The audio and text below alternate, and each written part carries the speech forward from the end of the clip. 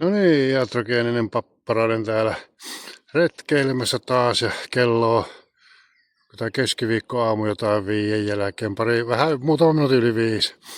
Kattelen tässä, että mihkä sitä tänä aamuna tuohon sumpin keittoon, mutta joo, opioidin vierotus, kakkososa.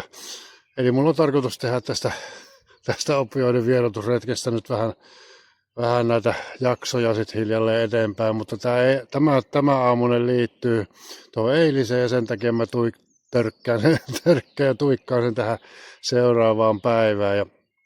Eli kyse on eilähän mä selvittelin siinä näitä lähtöasetelmia, mitkä ne on ja tällä viisiin ja näin.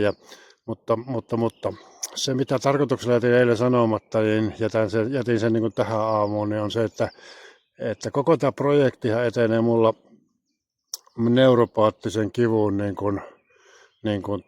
tavallaan ohjauksessa ja tällä viisiin, että se on aina se keihäänkärki mulla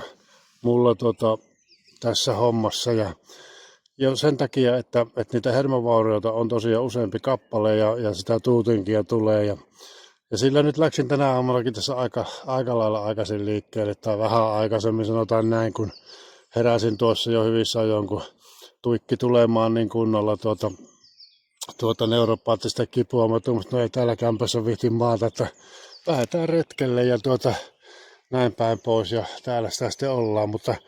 Mutta se on se, mitä mä niinku seuraan neuropaattisen kivun niinku reaktioita niinku opioidilääkeannoksen vähenemiseen ja tällä lailla. Ja se on sitten. Ja sitten näiden kahden asian yhteensovittaminen, eli tämä neuropaattinen kipu ja sitten se iatrogeenillä lääkeopioidilla riippuvuus ja nyt siitä opioidista vierottuminen, niin siinä ollaan sen asian herkillä ytimillä, että kumpaako siinä aina vähän niin kuin tsekkailee, mutta tsekkaanpa nyt kumpaa hyvässä, niin aina on se kipu kumminkin siellä se, joka niin kuin ohjaa sitä kokonaismarssijärjestystä ja tällä lailla.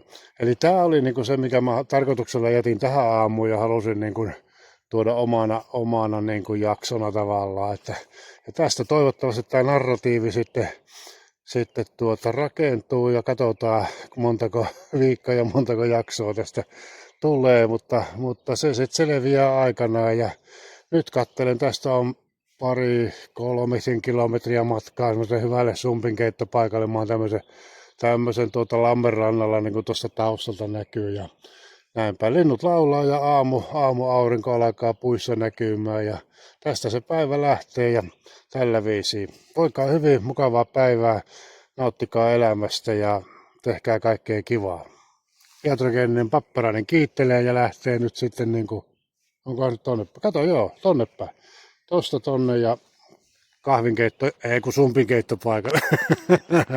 Palataan seuraavalla videolla asiaan. Se on moi!